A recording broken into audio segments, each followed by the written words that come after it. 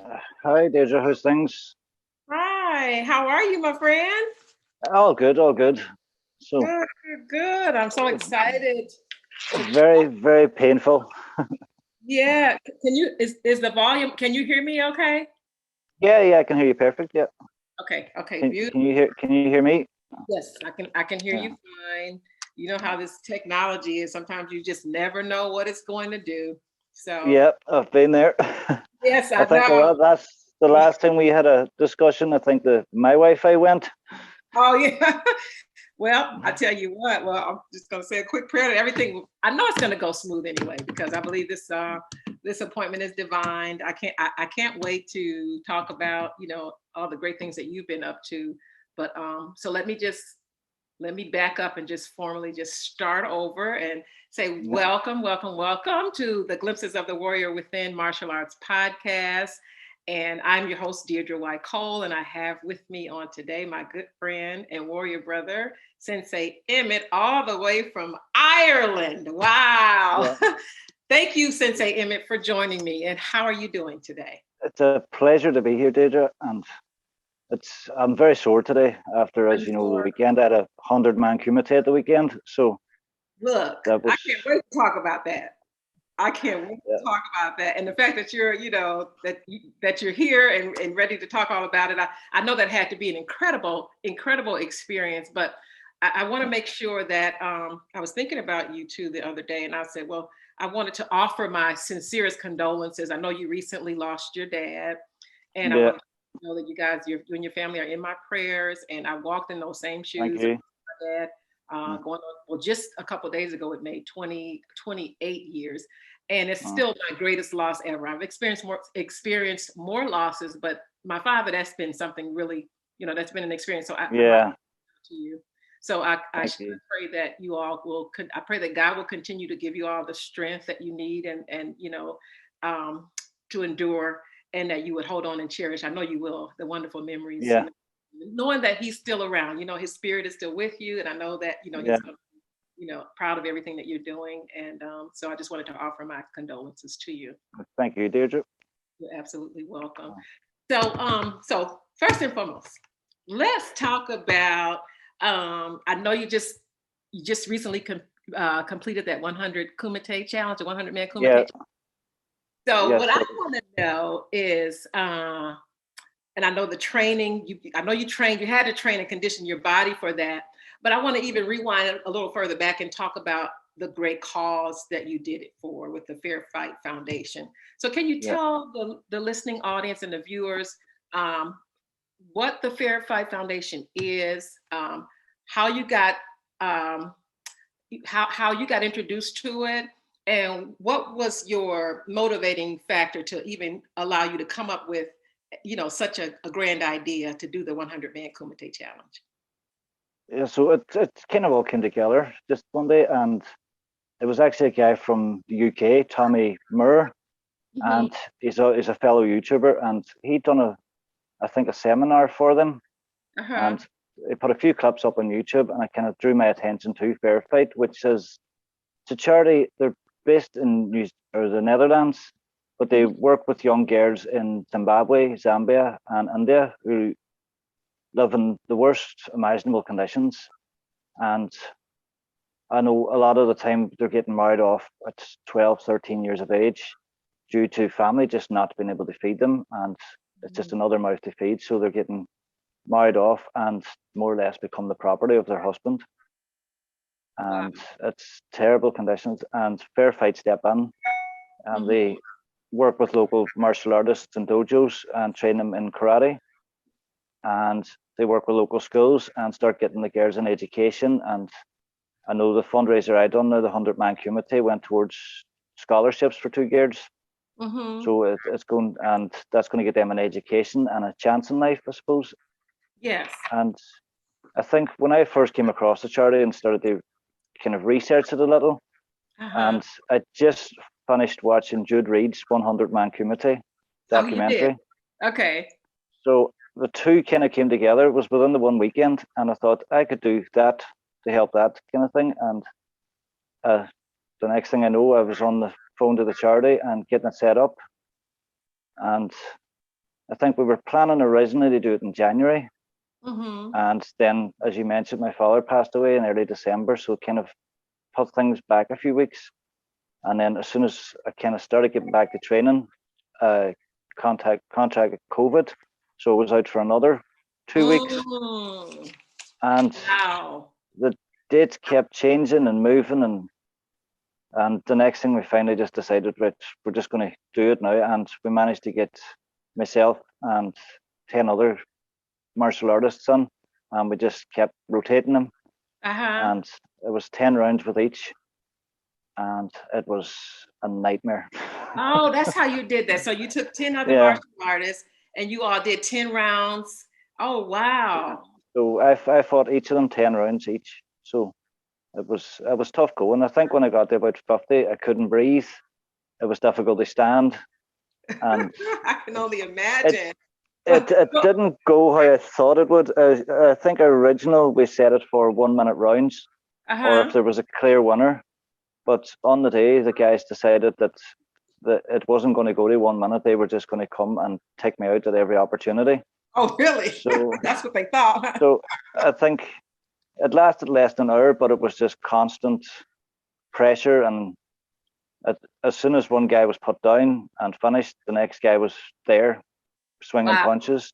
So it was just nonstop. There was no time to recuperate in between. No time. That time was just ongoing.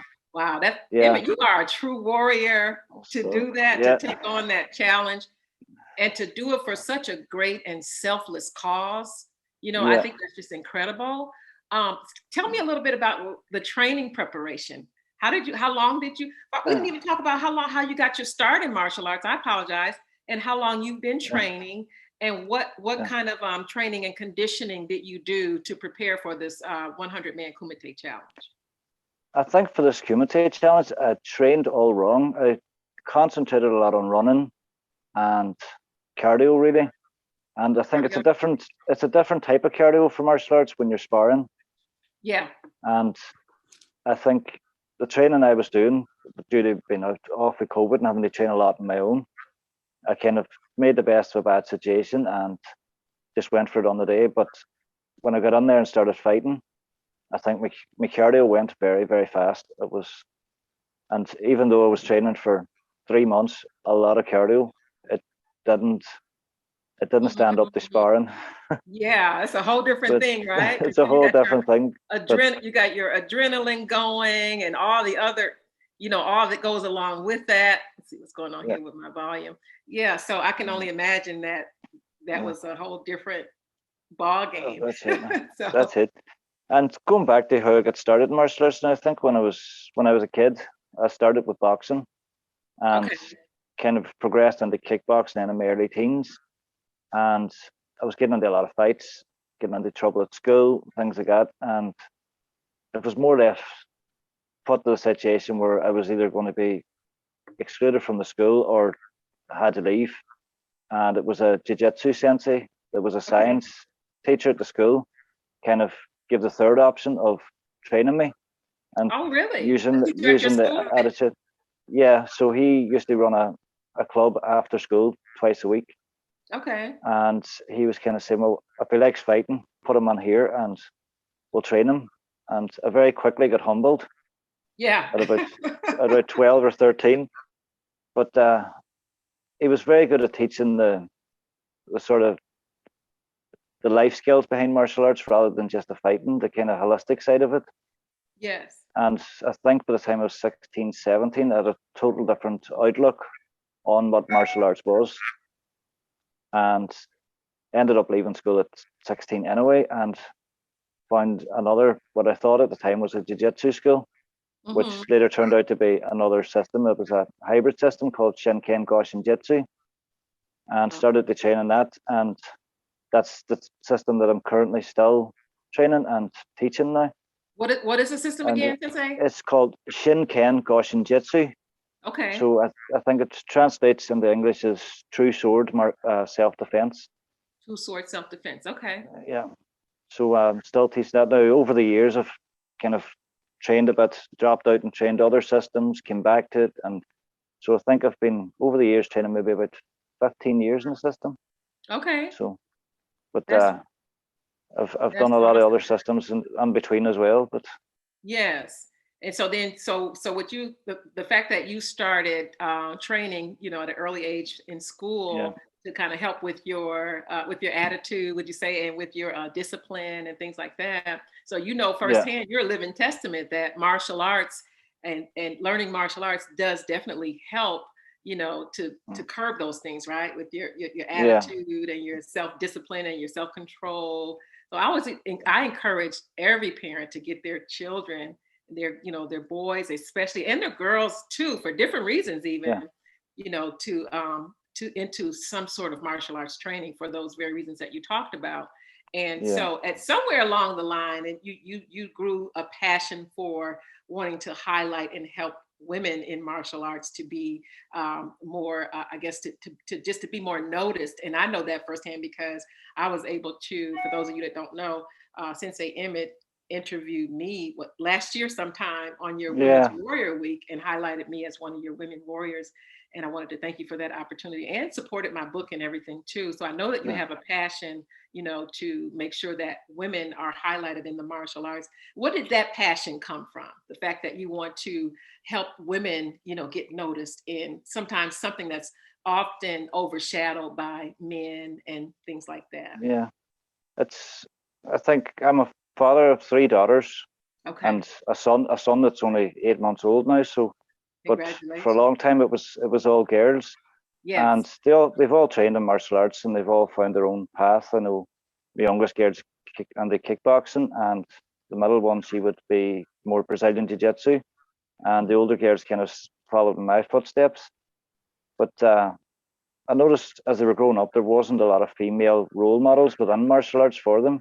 Mm-hmm. And if they did want role models, they really had to search to find them. Yes. So when I started teaching, I started to think, well, it'd be great to hunt out those role models and kind of have them up front and forward and front, like kind of thing. And so they're easy found. So the young girls in my class and my own daughters and any other female martial artists can kind of see those females that came before them and have those role models in place and easy access to them and hear Yes. their stories of how they've come through their journey in martial arts. Yes, sir. That's awesome that you did that because representation is everything, for a woman to be a girl to be able to Yeah, see, other girls and other women. And I'm so glad that we're in a space and time now where, so many more women are starting to grab a hold of the gift of martial arts and see how it just helps in every area of life. And another thing, so mm, about like those girls, back to the young ladies that you're helping when you did your Kumite, your 100-man Kumite, and yeah, did the GoFundMe. So this is going to help these girls in Zimbabwe, right? Zimbabwe yeah. and Zimbabwe, yeah. India, I right? will, To the just funds are going to Zimbabwe, so two girls in Zimbabwe for scholarships. So, that is so awesome. And so and they get to train and learn martial arts and to find out, that they all too have a warrior with it inside of them and to learn yeah, about, self-confidence and things like that, that I'm sure from the conditions that I know that I've read about and heard about that aren't, always pleasant. You know what I mean? These yeah, girls, this is truly a gift to them that would help them throughout the rest of their lives. And I think it's just such a mm, wonderful thing that yeah, women warriors and girls and are just getting the chance and the opportunity to train in martial arts because it's definitely a life-changing experience. I started when definitely. I was a young girl too, and I can't imagine what my life would have been like, without the my father, like you did for your daughters, Yeah, taking the initiative to take me to a dojo and sign me up all those years ago for, yeah, those martial arts classes that pretty much, it was just like a GPS for the rest of my life and how it would flow, even through the hard yeah, times and things like that. It always led me back. The training always helped me to get, beyond or past whatever that yeah. issue was in life. So kudos to you all and to the Fair Fight Foundation for doing that. And so let's talk about your book. You said you're going to go ahead on and get that thing pushed up out of you, right? Yeah, I've nearly finished now, and it is just I've actually got two. in the making at the minute, but I'm not sure Nice. which one I'm going first with. But I was just looking at different systems that are more or less unheard of around the world, of martial arts systems that would be less known, and I'm trying to give them a kind of a push forward. I know you've Okay. interviewed Michelle Manu as well, so I Nice. think she has a system, Lua, which is an Yes. ancient Hawaiian system, Yes. and I've spoke to so many martial artists that have never heard of it, so I started to look more in depth and find other systems similar that have not been known, and trying to compile the history of them and things like that, and the characteristics of these systems, and put them all together in the one book. Yes. And the other one then is the 25 principles of martial arts. So I'm trying to look at different aspects of martial arts, the life skills that are incorporated into it. So that one's a newer one, which I'm trying to get written out at the moment, but it takes a long time writing a book. Yeah, it does. But I tell you, it'll be so worth it. I'm glad you're going to go ahead and get it done, because there's a whole world out here that needs to know your story and to be inspired by all that you're doing.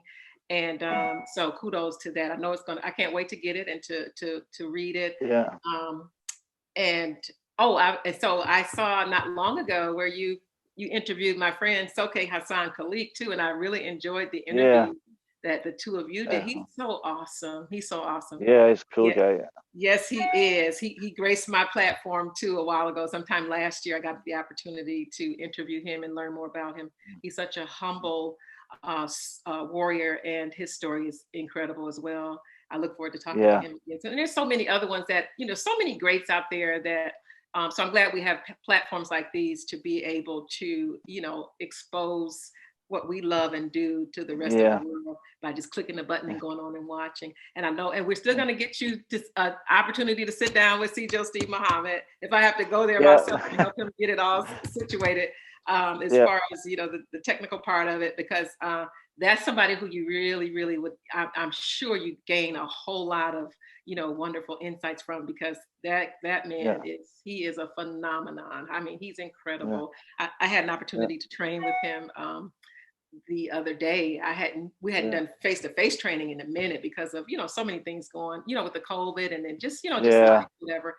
So I got a chance to, I'm sore too, because I tell you, even though he's 81 plus years old, that man is still a force to be reckoned with. And I really enjoy the opportunity to be able to train under him as his student. And I take that as another one of the many blessings that God has bestowed upon me through this love for martial arts. So we're going to make sure that happens. And there's some other people too that I want to, introduce you to. And that one person in particular is Grandmaster Samuel Scott. I'm not sure if you have heard of him or aware of him, but I'm going to send you his information so you can research and see some of the amazing things that he's done in his in his lengthy history with martial arts, and all the different people that he's trained, different warriors, men and women. He'll be, I know he'd be an incredible guest for you to have on your show too. So it's just so many. Let's see, what else did I want there's so many, and and Emmett, you look Sensei Emmett, you look so young. You don't even look like you'd have, like teenage daughters or anything like that. You look so youthful. Is that from martial arts, or is genetics, or all of that? All of that's martial arts. Martial arts will keep you young, but yes, it will, won't it? Yes, it will. So how do people get in touch with you, or find out, more about you, or even with the Fair Fight Foundation? Is there a way that you have information to how the viewers and listeners can, if they still want to donate or be a part of what's going on over there with the young ladies in Zimbabwe and India, and even what you're doing? How can people reach you and your causes to be a part of it? Okay, so for myself now, the only social media I'm on is on YouTube, because I closed everything else down to concentrate on one and kind of build that up. So they can find me on YouTube at Sensei Emmett.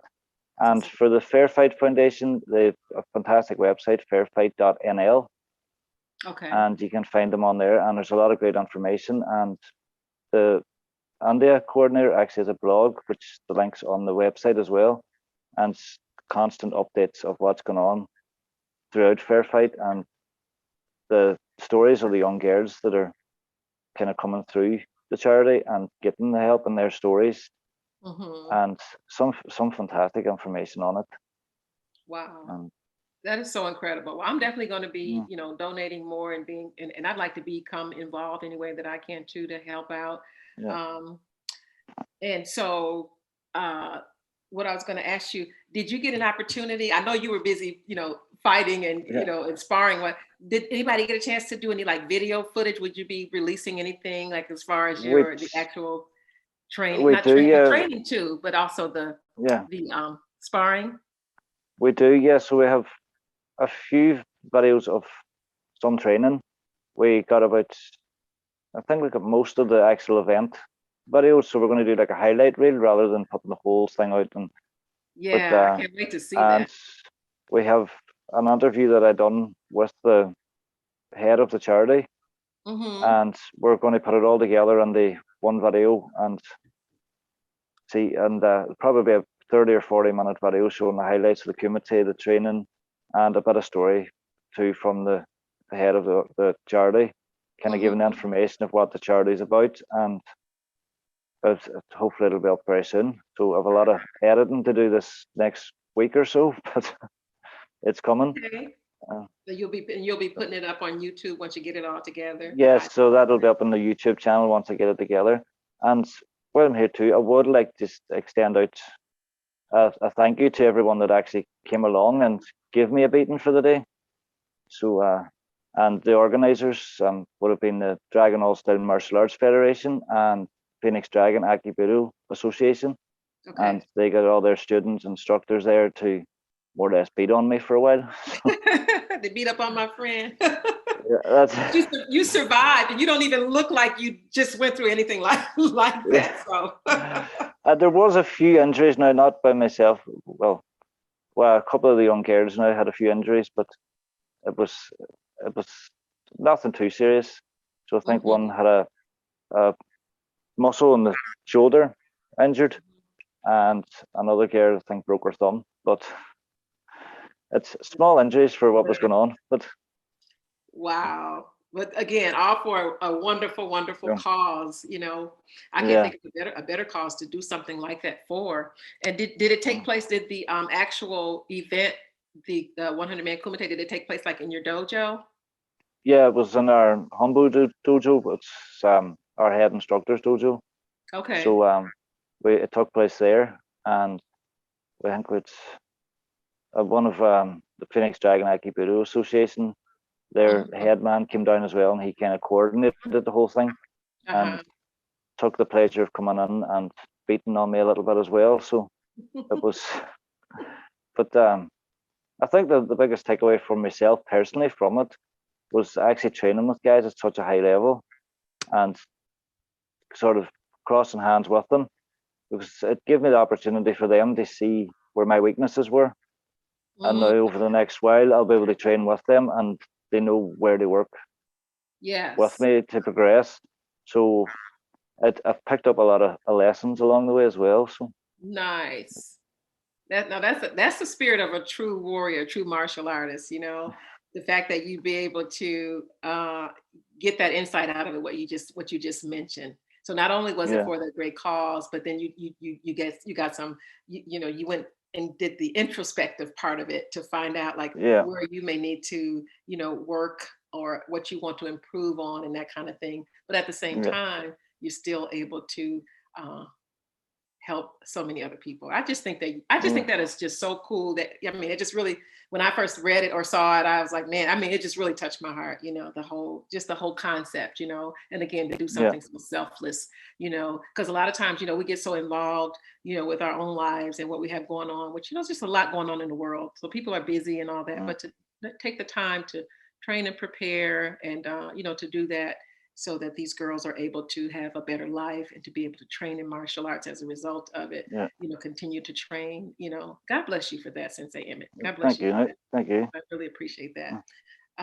So is there anything else that you want to talk about or discuss and, want the people to know about, what you have going on, like any future endeavors that you may have planned that you might want to talk about or anything? I think my big thing now is getting this book out, and I think I've put so much energy in the last few months to doing the Kumite, and even my YouTube channel I haven't done a lot. So I think it's due to COVID now, we haven't really trained in about 2 years on the mats. So it'd be good to get back to that and train properly and get some normality back and a bit of routine. Yes. So, I'm looking for my next big challenge now. Yeah. Yeah.